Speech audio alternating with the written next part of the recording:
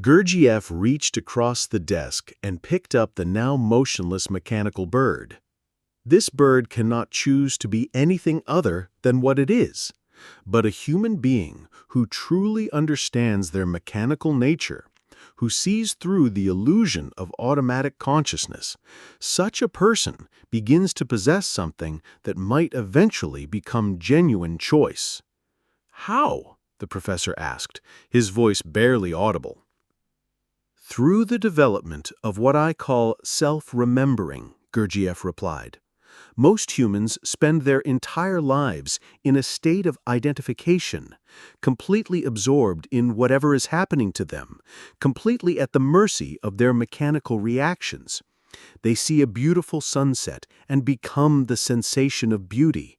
They encounter an insult and become the emotion of anger. They think a thought and become that thought. There is no separation, no objective awareness, no real observer. Gurdjieff stood again and walked to the window, gazing out at the busy street below. "Look at those people," he said, gesturing toward the pedestrians hurrying past. "Every one of them believes they are awake, conscious, making deliberate choices about their lives. In reality, they are sleepwalking through existence, responding automatically to every stimulus, driven by forces they neither understand nor control." The professor joined him at the window and watched the crowds below with new eyes. He began to see the mechanical nature of their movements, the way they responded predictably to traffic lights, the way their faces reflected automatic emotional reactions to their internal thoughts, the way they seemed to move through their routines like complex automatons following invisible programming. Self-remembering, Gurdjieff continued, is the practice of maintaining a divided attention, part of your awareness engaged with whatever you are doing or experiencing, and part of your awareness observing the one who is doing or experiencing. Instead of becoming your anger, you observe yourself being angry. Instead of losing yourself in a beautiful sunset, you remain aware of yourself as the one observing beauty. "It sounds simple," the professor said. "Simple to understand, nearly impossible to do," Gurdjieff replied with a slight smile. "The machine is programmed to forget itself constantly, to become identified with every passing thought, emotion, and sensation. To maintain self-remembering for even a few consecutive minutes requires enormous effort and sustained practice." Gurdjieff returned to his desk and opened a thick leather-bound journal filled with his handwritten notes. "I have spent decades studying this phenomenon in myself and others. The average person can maintain genuine self-remembering for perhaps 30 seconds before being pulled back into mechanical identification. Even those who practice for years rarely sustain it for more than a few minutes at a time." "But what's the point?" the professor asked, feeling overwhelmed by the enormity of what was being suggested. "If we're just machines, if everything we do is mechanical, why struggle to become conscious of it?" Gurdjieff's eyes flashed with something that might have been fierce joy. "Because consciousness, real consciousness, is the only thing in the universe that can transcend its own mechanical nature. A machine that becomes fully aware of its own mechanisms begins to develop the possibility of genuine choice, not the illusion of choice that comes from mechanical reactions, but real choice that emerges from objective understanding." He walked over to an old piano in the corner of the room and struck a single key. The note rang out clear and pure, gradually fading into silence. That note had no choice about the frequency at which it vibrated. That was determined by the physical properties of the string and the force with which the key was struck. But a conscious being can choose which note to play, when to play it, how to combine it with other notes to create music that transcends the mechanical properties of the individual sounds. "Marcus, you're reading at a college level," Mrs. Patterson, his 8th-grade English teacher, told him one afternoon. "Have you thought about what you want to do when you grow up?" Marcus looked up from his book about Steve Jobs, his eyes bright with possibility.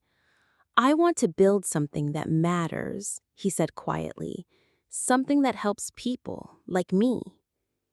The bullying reached its peak during Marcus's sophomore year of high school. Tyler, now the star quarterback despite his mediocre grades and entitled attitude, had convinced half the school that tormenting Marcus was not only acceptable, but entertaining. The hallways became a gauntlet of whispered insults, accidental collisions, and cruel pranks. The breaking point came during homecoming week. Marcus had been selected by his teachers to give a speech at the homecoming assembly about academic achievement, a recognition of his incredible GPA and his acceptance into several advanced placement courses. He had worked hard for this honor, and for once, he felt like his accomplishments were being recognized. But Tyler couldn't stand the idea of Marcus receiving positive attention. As Marcus made his way to the podium, Tyler and several teammates began a slow clap that was clearly mocking. When Marcus started speaking about the importance of perseverance and education, Tyler stood up and yelled, "Hey everybody, Robot Boy thinks he's better than us." The auditorium erupted in laughter and chaos. Students began chanting, Robot Boy," while Marcus stood frozen at the podium, his carefully prepared speech forgotten as waves of humiliation crashed over him. Teachers tried to restore order, but the damage was done. Marcus left the stage to thunderous laughter and mockery, his academic achievement overshadowed by the cruelty of his peers. That night, as Marcus sat in his room staring at his computer screen, something crystallized in his mind. He pulled up a document and began typing. Business Plan. Accessibility Solutions, Inc. He worked until dawn, his fingers flying across the keyboard as ideas flowed out of him like water from a broken dam. Every humiliation, every cruel word, every moment of pain was transformed into fuel for his vision. He would build something revolutionary. He would create technology that would level the playing field for people with disabilities. And someday, somehow, he would make Tyler Morrison and everyone else who had laughed at him understand that they had underestimated the wrong person. College became Marcus's launching pad. He earned a full scholarship to MIT. His stellar grades and compelling personal essay about overcoming adversity opening doors that had once seemed permanently closed. For the first time in his life, he was surrounded by people who valued intelligence over popularity, innovation over conformity.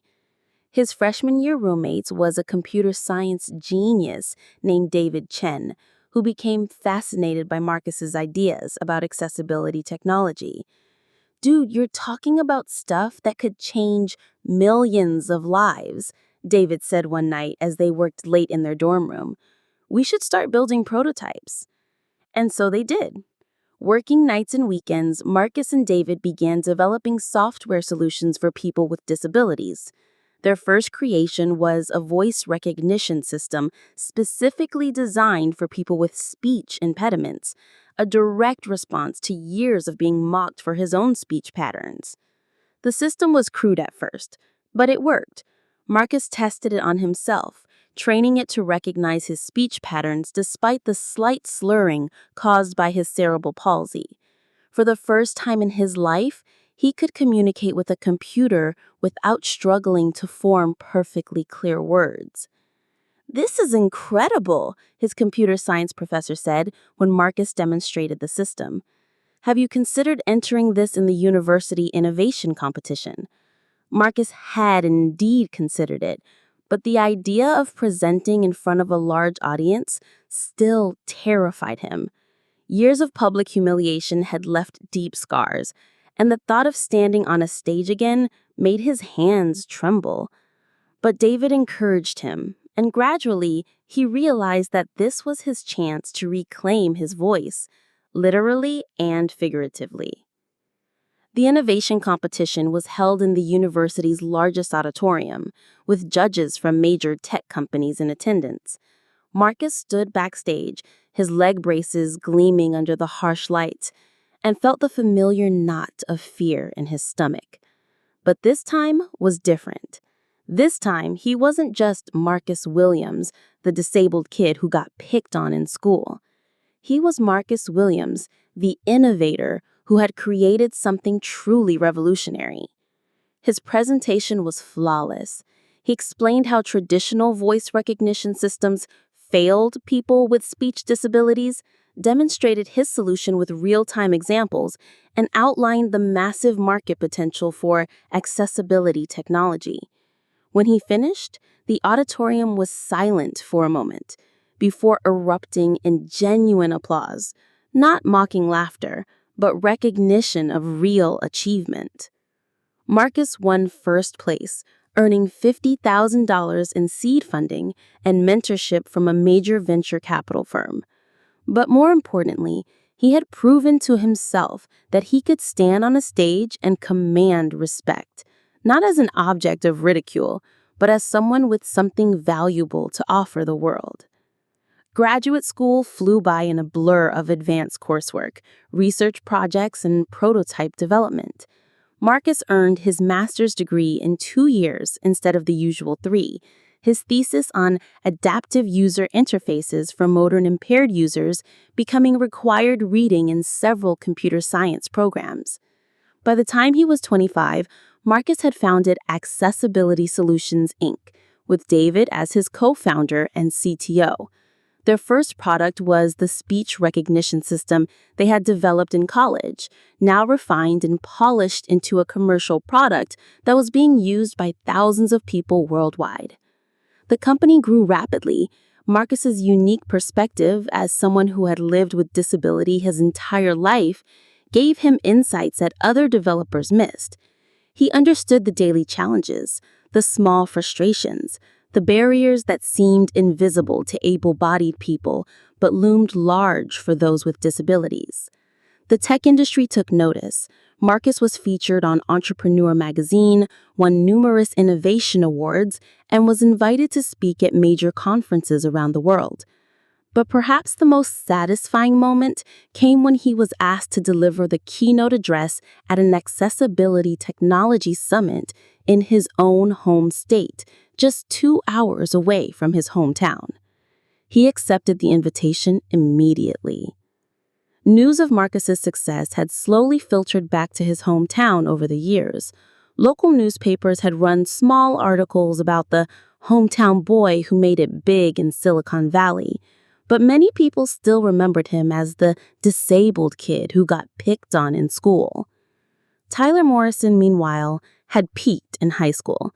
His football career had ended with a knee injury his senior year, his grades had been too poor for college scholarships, and he had spent the last 15 years working a series of dead-end jobs in town. He was currently employed as a shift supervisor at a local manufacturing plant, living in a small apartment, divorced and struggling to pay child support for 2 kids he rarely saw. The irony wasn't lost on Marcus as he prepared for his homecoming speech. The boy who had once been called Robot Boy was now the CEO of a company valued at over $500 million, while the boy who ruled the school was barely getting by. But Marcus's plan wasn't motivated by petty revenge. What he had in mind was far more sophisticated, far more meaningful than simply showing up his former tormentors. He had a vision that would benefit his entire hometown, and Tyler Morrison was just one small part of a much larger picture. The announcement came on a Tuesday morning in late spring. Marcus Williams, CEO of Accessibility Solutions, Inc., was returning to his hometown to deliver a major address at the Civic Center. The local newspaper ran the front-page story about the town's most successful son, detailing his rise from bullied disabled child to tech billionaire. But buried in the article was a much more significant piece of news. Marcus was also announcing a major investment in the town's future. He was planning to build a state-of-the-art research and development facility that would bring hundreds of high-paying jobs to the economically struggling community. The Civic Center was packed on the night of Marcus's speech. Nearly every seat was filled, with local politicians, business leaders, and curious residents all eager to hear what their hometown hero had to say. Tyler Morrison was there too, sitting near the back, his face a mixture of curiosity and discomfort. When Marcus walked onto the stage, the audience fell silent. Gone was the awkward, frightened boy they remembered. In his place stood a confident, articulate man in an expensive suit, his leg braces now barely noticeable beneath perfectly tailored pants. He moved with purpose and authority, and when he smiled at the audience, it was with the confidence of someone who had conquered his fears. 20 years ago, I stood on a stage not too different from this one, Marcus began, his voice clear and strong. I was 15 years old, and I had prepared a speech about overcoming adversity. But I never got to finish that speech because some of my classmates thought it would be funny to make robot noises while I talked. An uncomfortable murmur rippled through the audience. Many people remembered that incident, and several glanced toward the back where Tyler was sitting, his face flushed with embarrassment. I left that stage humiliated and hurt, Marcus continued. But I also left with something else, a burning determination to prove that their cruelty would not define me. Every insult, every act of bullying, every moment of humiliation became fuel for my ambition. He clicked to the first slide of his presentation, showing the Accessibility Solutions, Inc. logo. Today, I'm the CEO of a company that employs over 3,000 people worldwide. Our products are used by millions of people with disabilities, helping them navigate a world that wasn't built with them in mind. Last year, our revenue exceeded $800 million. The audience was silent, hanging on every word. This wasn't the Marcus Williams they remembered. This was a force of nature, a success story beyond their wildest imagination. But I didn't come here tonight to boast about my success, Marcus said, his tone becoming warmer, more personal. I came here because this town shaped me in ways that went far beyond the bullying I experienced. Yes, I was tormented and humiliated, but I was also supported by incredible teachers who saw my potential. I was encouraged by coaches who adapted their programs to include me. I was lifted up by classmates who chose kindness over cruelty. He clicked to the next slide, showing architectural renderings of a beautiful, modern facility. That's why I'm announcing tonight that Accessibility Solutions, Inc. will be opening our newest research and development center right here in our hometown. This facility will employ 500 people initially, with plans to expand to over 1,000 employees within 5 years. The audience erupted in applause. In a town where good jobs were scarce and young people regularly left for opportunities elsewhere, this was transformative news. But there's more, Marcus continued, waiting for the applause to die down. We're not just bringing jobs, we're bringing opportunity. We're creating an innovation hub that will attract other technology companies to the area.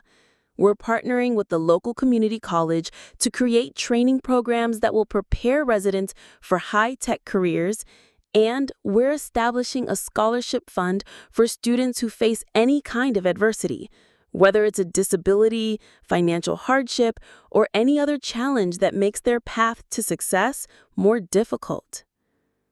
As Marcus outlined his plans, Tyler Morrison sat in stunned silence. The boy he had tormented for years wasn't just successful, he was transforming their entire community. And he was doing it with a grace and generosity that made Tyler's past behavior seem even more shameful. I want to address something directly, Marcus said, his voice becoming more serious. There are people in this audience who made my childhood very difficult. There are people here who participated in my humiliation, who called me names, who made me feel worthless and broken. Tyler felt every eye in the building turn toward him, even though Marcus hadn't mentioned him by name. His face burned with shame as he remembered every cruel word, every pushed shoulder, every moment of torment he had inflicted. "I want you to know that I forgive you," Marcus continued, his voice steady and strong. "I forgive you because holding on to anger would have prevented me from becoming the person I am today. I forgive you because your cruelty, while painful, taught me empathy for others who face similar challenges. And I forgive you because I believe people can change, can grow, can become better than they were." The silence in the auditorium was deafening. Many people were crying, moved by Marcus's words of forgiveness and his incredible generosity toward a community that hadn't always been kind to him. "But," Marcus added, and there was steel in his voice now, "forgiveness doesn't mean forgetting. It doesn't mean pretending that bullying doesn't have consequences. Every person who ever called me robot boy, whoever pushed me down, whoever laughed at my struggles, played a part in creating the man you see before you tonight. Your cruelty forged my determination. Your mockery fueled my ambition. Your attempts to break me only made me stronger." He paused, letting his words sink in. "So, in a way, I owe you a debt of gratitude. Because without your bullying, I might never have developed the drive to achieve everything I've accomplished. Without your cruelty, I might never have understood so deeply what it means to be an outsider, which gave me the insight to create products that help other outsiders find their place in the world." Marcus clicked to his final slide, showing images of people using his company's products. A woman with cerebral palsy controlling her computer with eye movements. A man with a speech impediment having a clear conversation with voice recognition software. A person in a wheelchair navigating the world with confidence using the accessibility app. "This is my revenge," he said quietly, but his words carried clearly through the silent auditorium. Not destruction, but creation. Not cruelty, but compassion. Not tearing others down, but lifting them up. Every person who ever bullied me, every person who ever doubted me, every person who ever counted me out, you made this possible. You made me who I am."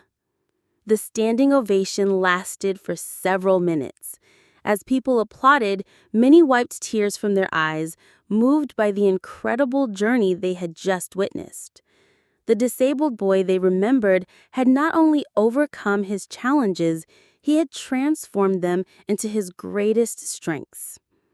After the formal presentation, Marcus mingled with the crowd, accepting congratulations and answering questions about the new facility. Many of his former classmates approached him, some to apologize, others simply to marvel at his transformation. Tyler Morrison waited until the crowd had thinned before approaching Marcus.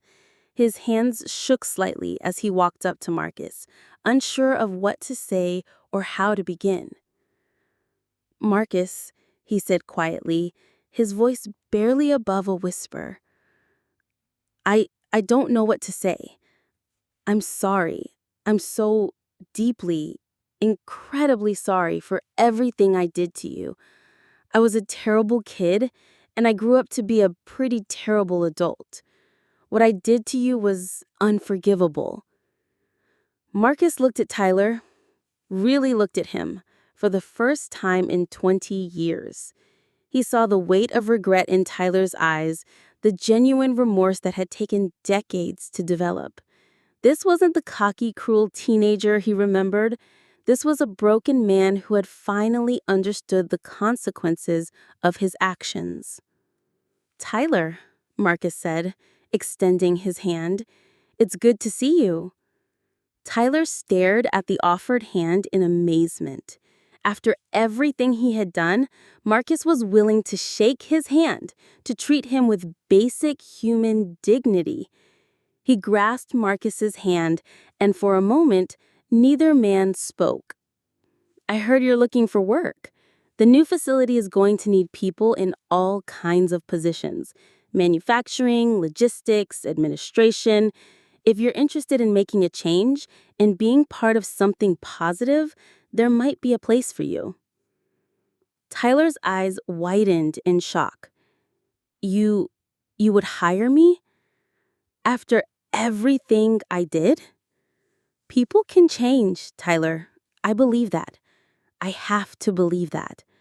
But change requires genuine remorse, real effort, and a commitment to being better. If you're ready to be that person, then yes, there might be a place for you. The conversation continued for several more minutes, with Marcus explaining the application process and the training programs that would be available. When Tyler finally walked away, he was carrying an application packet and something he hadn't felt in years: hope. The months that followed Marcus's announcement were transformative for the entire town. The construction of the Accessibility Solutions facility brought immediate jobs, and the promise of long-term employment drew young families back to the community. Property values rose, new businesses opened, and the general atmosphere of the town shifted from resignation to optimism. Marcus was true to his word in every respect. The facility opened on schedule, employing local workers and bringing cutting-edge technology jobs to an area that had never seen such opportunities. The scholarship program provided college funding for dozens of students, including several who faced their own challenges and obstacles. Tyler Morrison was among the first group of employees hired. He started in the shipping department, a humble position that was a significant step down from his previous role as a shift supervisor.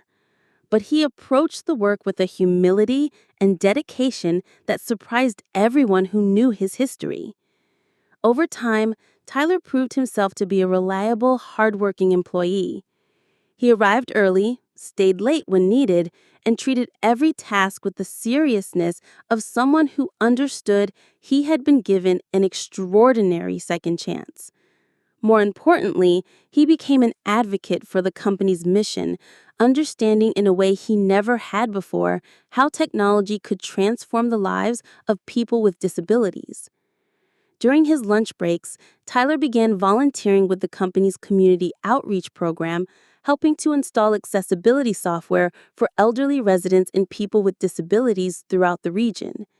It was through this work that he truly began to understand the impact of his past actions and the importance of the work his company was doing.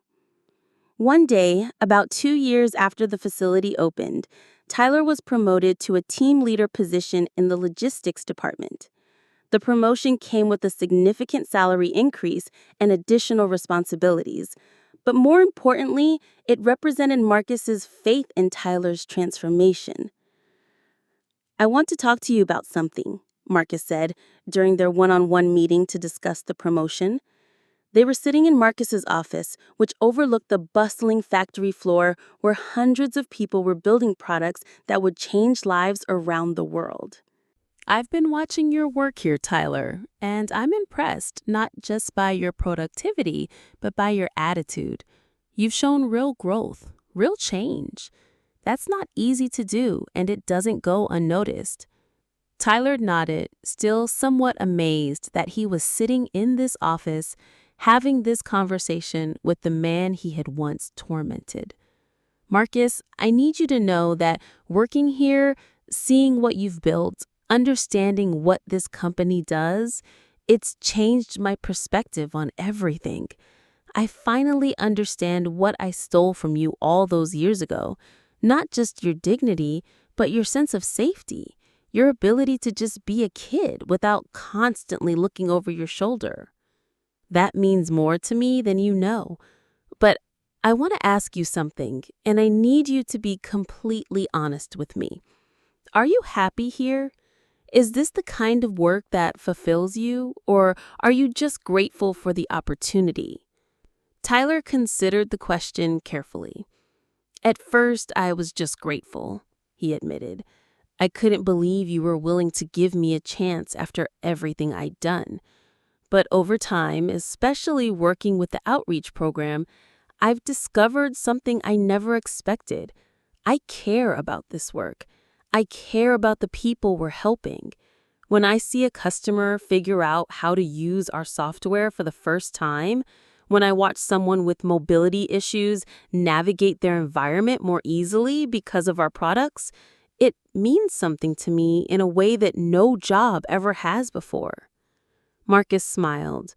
That's what I hoped you'd say, because I have a proposition for you. We're expanding our community outreach program, and we need someone to lead it. Someone who understands our mission not just intellectually, but personally. Someone who has seen firsthand the damage that exclusion and cruelty can cause, and who is committed to building a more inclusive world. The offer was substantial, a management position with a significant salary increase and the opportunity to make a real difference in the community. But for Tyler, the money was secondary to the chance to dedicate his career to making amends for his past behavior. He accepted immediately. Over the following years, Tyler threw himself into the work with the passion of a convert.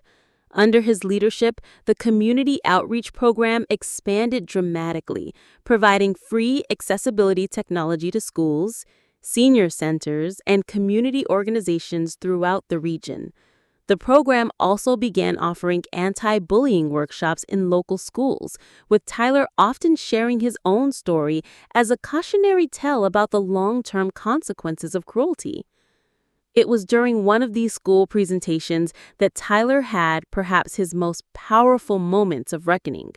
He was speaking to a group of 8th graders about bullying and its consequences when he noticed a boy in the back row who was clearly being ostracized by his classmates.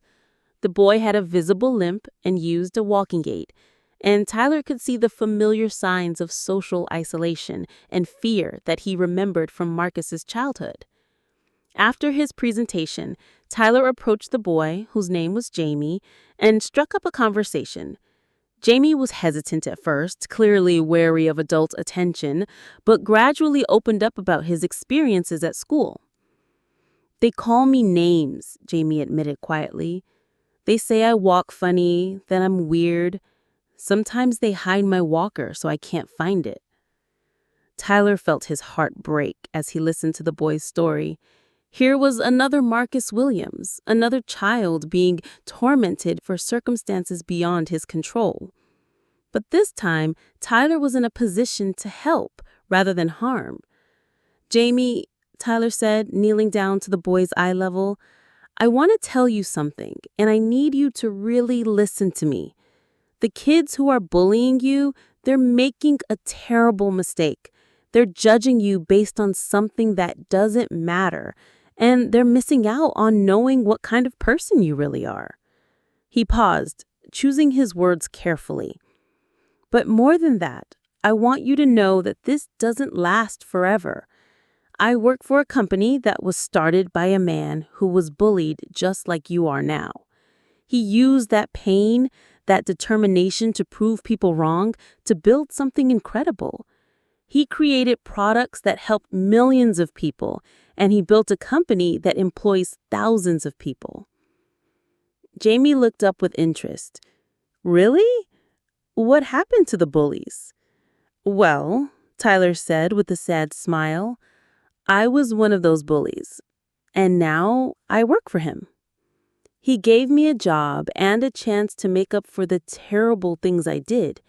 He taught me that people can change, that redemption is possible, but that doesn't mean the bullying was okay or that it didn't have consequences." Over the following months, Tyler became a mentor to Jamie, helping him navigate the social challenges of middle school and connecting him with resources and support. But more importantly, he helped Jamie understand that his disability didn't define his potential, that the cruelty of others said more about them than it did about him. The transformation was remarkable.